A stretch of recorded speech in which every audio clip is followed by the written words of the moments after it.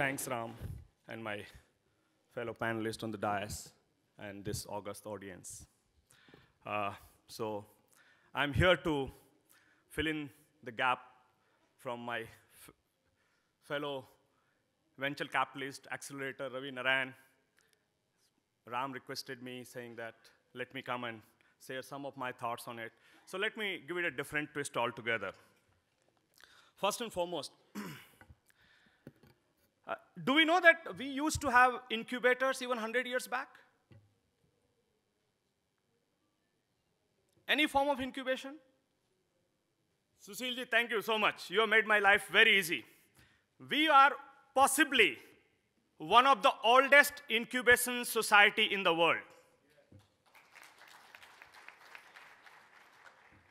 For those of you who don't understand Hindi, I might translate it separately.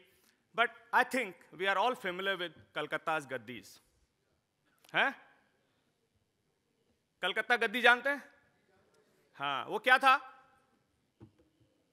It was nothing but incubation for friends and families. You are from whichever village, whichever part of that particular community you are, come here, stay with us, understand whatever you want to do, be part of the trade, make some little money which can keep you surviving. Within a couple of years, you will understand the tricks of the trade, and they will encourage you to start something of your own.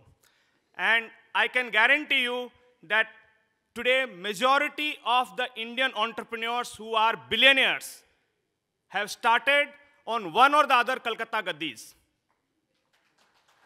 Now, I see a lot of successful entrepreneurs sitting in the audience besides the young entrepreneurs who are obviously looking for the right connect.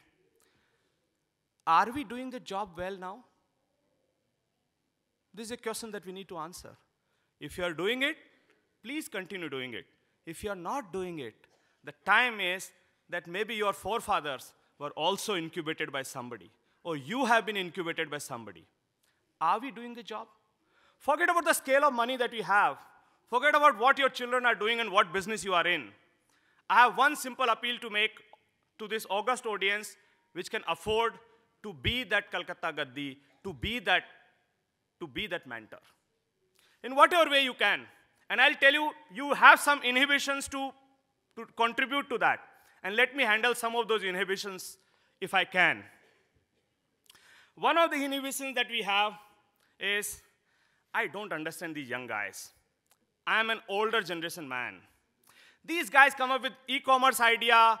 These guys come up with some new technology idea. I hardly understand technology. I don't even use the phone, the features of my hand phone beyond making a call. How can I connect to this new economy which talks about startup, innovation, a lot of things? Let me tell you, this has nothing to do with innovation. First and foremost, let's understand what innovation is. What is innovation? Idea needs execution. But let me give you a very simple definition. Very often we confuse innovation with invention. Invention is basically getting into some fundamental research. Okay, I don't want to get into the further dissection of what invention is all about. Invention is basically getting into some fundamental research, getting into some new product ideas, very good thing. But let me tell you, here we are not talking about invention, we are talking about innovation. Innovation has got a very simple part of it. It doesn't require anything but the common sense. And I think all of us at some stage has got that common sense to convert that invention into a viable business idea. So what your role is, your role is not to understand the invention. Your role is to understand that invention or possibly the innovation to take it to the market. I can tell you today, there are enough ideas in this world, but most of these ideas suffer not because of the idea itself, not because the idea is bad, not because the idea is needed or not needed. They suffer because they do not have enough commercial prudence. जो कहते हैं ना, उसके पीछे बढ़िया बुद्धि नहीं है. And many of the successful ideas at a very young stage die because they don't get the commercial prudence attached to it. And I think there are enough people in this audience who can bring that baniya buddhi, that commercial prudence, which is required. And that's the reason I always say that you can play that role of a mentor by linking the idea to the market in a commercially viable way. And that is what I'm asking you to play the role of mentorship. Whether you provide capital, whether you provide the incubation space, whether you provide anything else which the entrepreneur needs, but what you can definitely provide by just committing little time on your schedule on a weekly basis, monthly basis, whichever way you want to do it, please, it's our duty to our forefathers because they have been incubated. It's our duty to ourselves because we have been incubated to play that role. So what we are supposed to understand is only the commercial part of it, not the technical part. And if you really want to get into technical, you can always get somebody who understands that particular industry and bring him along with you to provide that linkage. So idea needs market linkages, and I think we have got enough of those linkages and understanding to really make that difference happen. Let me also tell you, for those who want to be part of this ecosystem and those who have got enough money, I'm not talking about enough means that you need to have surplus money, but I think all of us have got enough money today, at least who have spent some years. What the guys need is not capital. They need the smart part of capital. So a little of your capital, with little more smart part of your capital, is enough capital for them. So even if you have got very little capital, don't worry about it. Your 2 lakhs, 5 lakhs is good enough for them.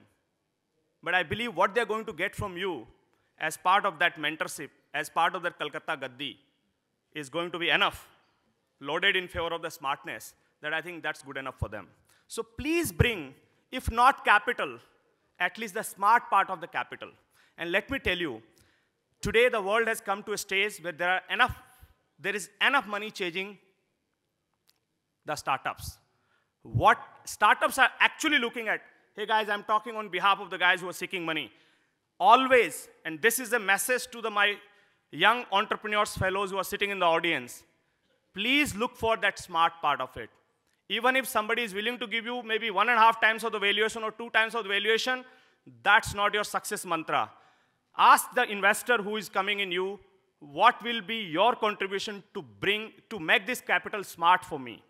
If you feel that guy has got enough rich, has got tons of money, he wants to invest, he is willing to take the risk, that's fine. That's only one part of his ability to be part of your venture. Ask him straight away, what will you contribute to me? And that's the stage, the smart part of the capital matters more than anything else. And now let me tell you, many of you who are young entrepreneurs, don't you feel you should have been born in a rich family? Guys, raise your hands. Okay, let me ask this.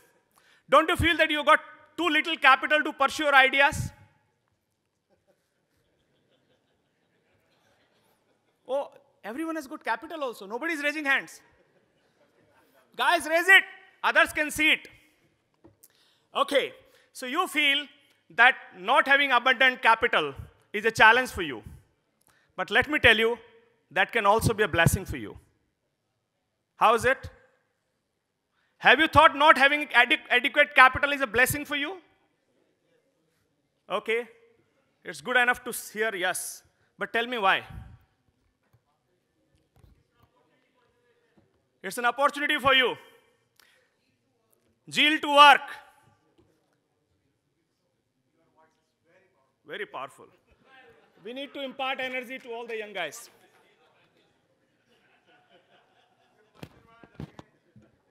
नहीं जी कोई बात नहीं ठीक है हम अपनी आवाज थोड़ी नीचे रख लेते हैं Okay, so why do you feel that that it's a blessing? And let's understand it from business community. I'll take just another 2 minutes, is that okay? 1 minute. 1 minute, okay. So tell me the success story of all the business community. Which are the communities most successful worldwide?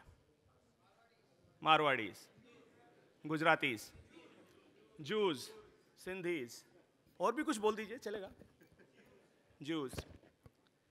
Now let me tell you, there is one common characteristics of all these successful business community. What is the common characteristic of this community? There are enough people working hard, but let me give you one simple thing, that they have all flourished due to lack of abundance. And let's an example. What was there with Marwari community? Let's start with that. Born in desert, can't eat sand.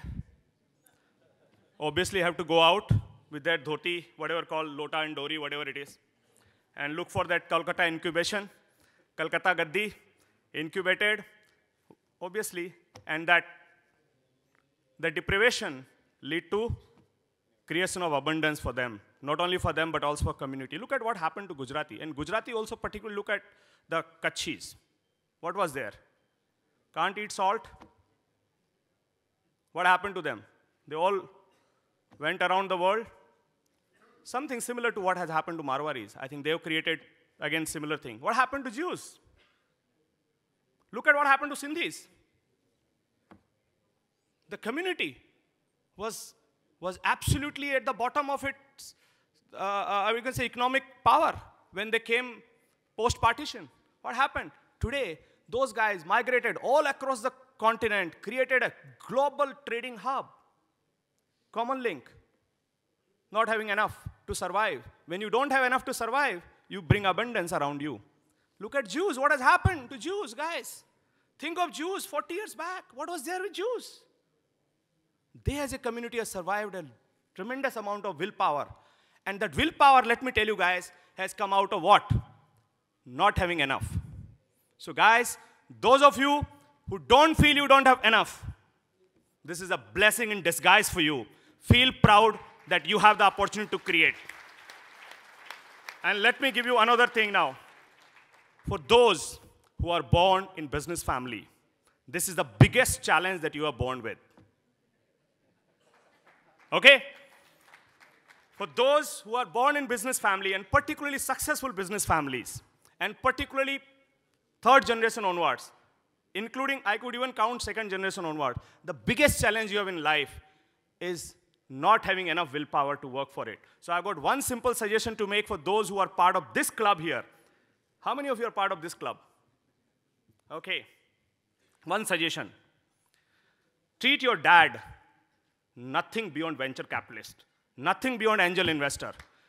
If he is willing to put in your money, give him the same response as a venture capitalist would have taken from you.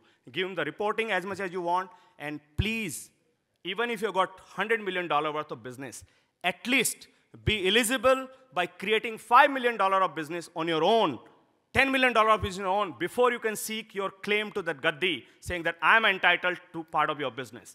At least be the creator first, before you can turn yourself as inheritor. Thank you so much.